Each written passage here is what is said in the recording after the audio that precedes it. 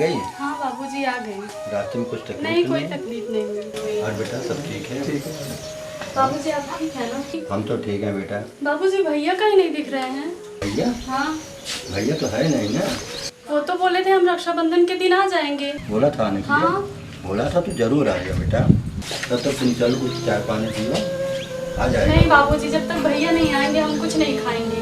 आज रक्षाबंधन के दिन है, वो नहीं रहेंगे तो कैसा चलेगा बताओ। ये तो ठीक है, सब तुम्हारी बहनों का मर्जी। अरमान होता है, सपना होता है ना अपने भाई को राखी हाँ बांधने बेटा का। ठीक है, वो आ जाएगा। बोला है तो आ जाएगा। ठीक चल, तब तक पानी वगैरह पियो, उनको भी लेके जाओ मेहमान को। नहीं, जब तक भैया नहीं आ जाते हम कुछ नहीं खाएंगे। उनको राखी बांधेंगे तभी खाएंगे। चलो ठीक है, तुम्हारी मर्जी। चलो ठीक है, जाओ कुछ आराम करो थोड़ा।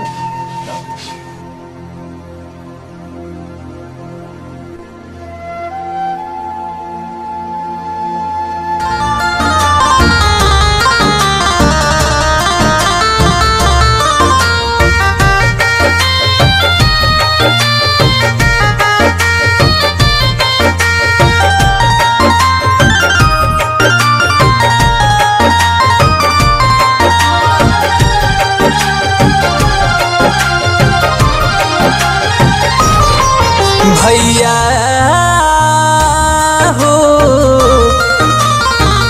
बहिनी के गईला भुलाई,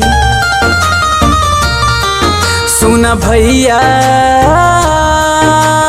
हो बहिनी के गईला भुलाई। रोवा राखी बरसत आखी ढूढ़त तोहरी कलाई हो। रोवा राखी बरसत आखी ढूढ़त तोहरी कलाई हो। सुन भैया बहिनी के गईला भुलाई, सुन भैया बहिनी के गईला भुलाई।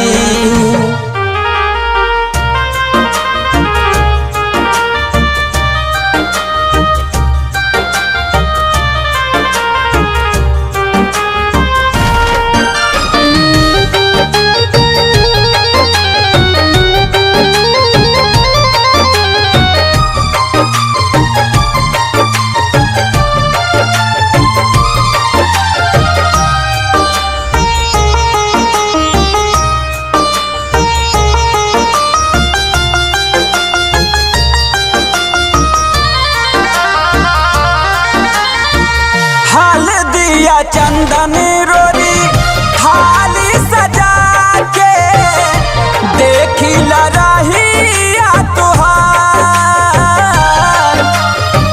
दुहरा निहारी देखी जाके बारी बारी आवत होई है भैया हमार।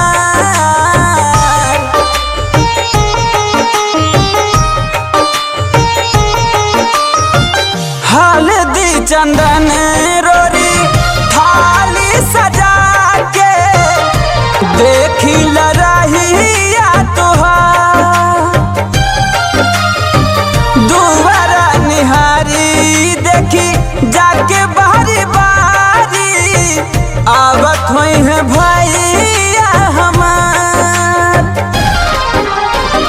लेकिन नयला काहे बिसरैला सोच के आवतरुआई हो। तब नयला काहे बिसरैला सोच सोच आवतरुआई हो। सुन भैया बहिनी के गईला भुलाई, सुन भैया बहिनी के गईला भुलाई।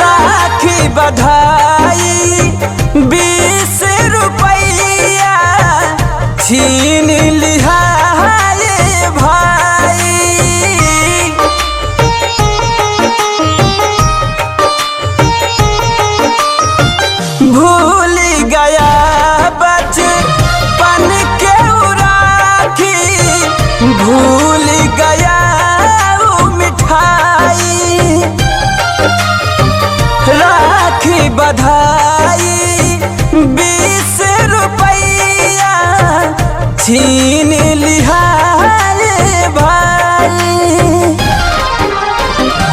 कैला पराई गैला भुलाई रोवत बहिनी बुलाई हो। कैला पराई गैला भुलाई रोवत बहिनी बुलाई हो। सुन भैया बहिनी के गइला भुलाई।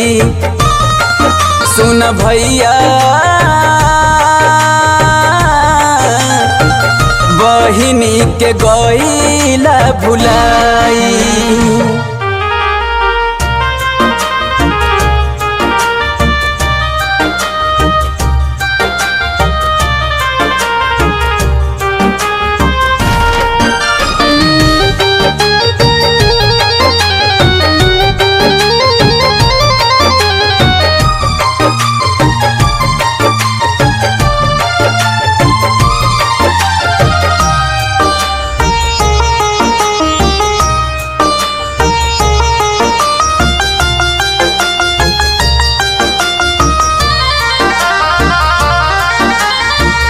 बहन बिरन का है प्यार ये पावन कहता है राक्षम बंधन।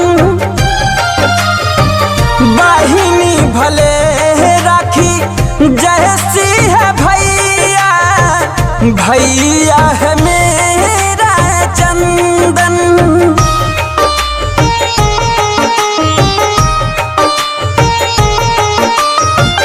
बहन बिरन का है प्यार ये पावन कहता है राक्षम बंधन। बहन भले राखी जैसी है भैया भैया है मेरा चंदन। भैया मनीष का है कैला हुरीस हो गुरु शरण नाही तुलाई हो। भैया मनीष काहे कैला हुरीस हो गुरु शरण प्यार न तुलाई हो। सुन भैया बहिनी के गइला भुलाई। सुन भैया बहिनी के गइला भुलाई।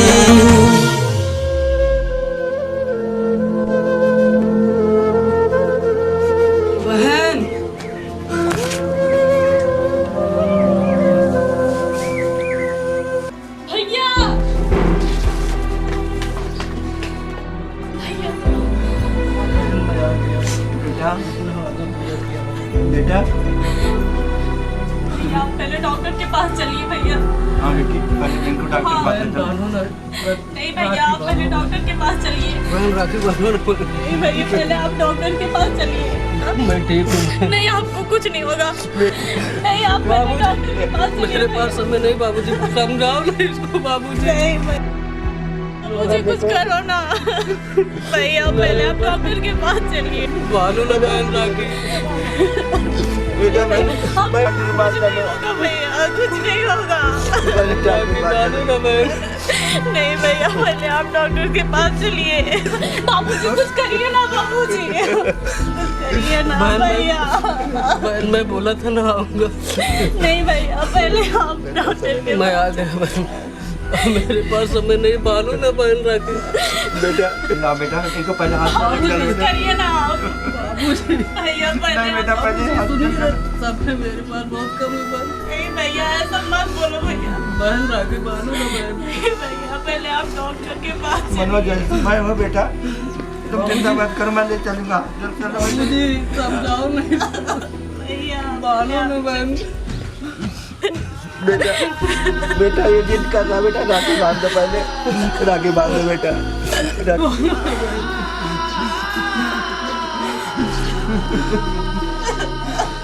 मेरे पास कम है बहन। बेटा आप क्या देख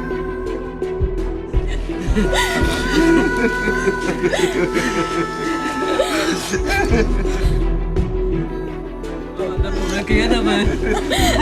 भैया आपको कुछ नहीं होगा है ना भैया। मैं ठीक हूँ। बाबू कुछ करिए ना यार। चलो बेटा। बाबूजी भैया बेटा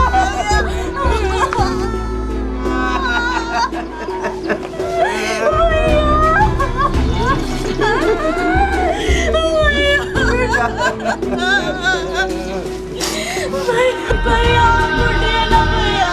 क्या हो गया आपको भैया? हम सबको छोड़ के नहीं जा सकते भैया। भैया उठिए ना, उठो ना भैया। बाबूजी भैया क्यों नहीं उठ रहे हैं? ये दुनिया छोड़ के चला गया। भैया अब हम राखी किसको बांधेंगे भैया? भैया उठो ना भैया।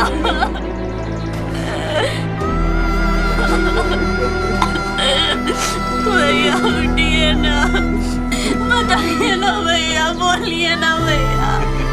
भैया बोलो ना, बोलो ना भैया। भैया उठिए ना भैया।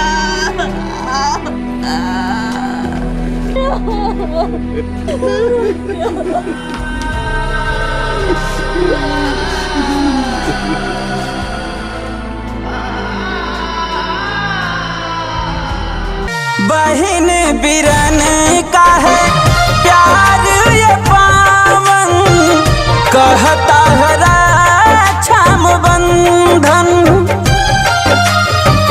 बहिनी भले राखी जैसी है भैया, भैया है मेरा चंदन।